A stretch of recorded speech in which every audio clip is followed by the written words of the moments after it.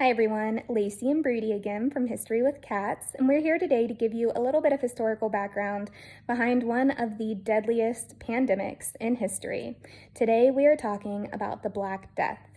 The Black Death spread throughout Asia, the Middle East, Northern Africa, and Europe in the middle of the 14th century.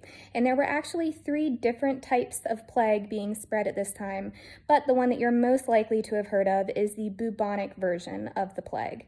When someone would come down with the bubonic plague, they would have flu-like symptoms, and they would have some pretty massive swelling in their lymph nodes. The Black Death hit Europe in the year 1347, and Europe was already pretty weakened from a widespread famine that had hit 30 years prior. So the Black Death completely decimated the population. Some estimates think that the Black Death was responsible for killing anywhere from 30% to 50% of the population of Europe.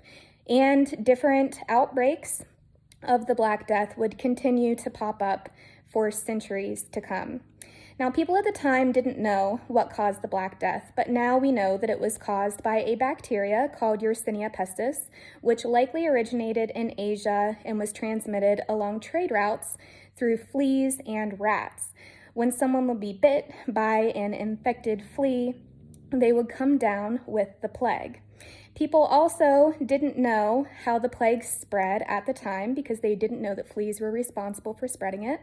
But they came up with some interesting methods to try and protect themselves from the plague, such as quarantine and social distancing, which we'll talk a little bit more about in our next video. We hope you enjoyed learning a little bit of background information on the Black Death, and we will see you next time for more History with Cats.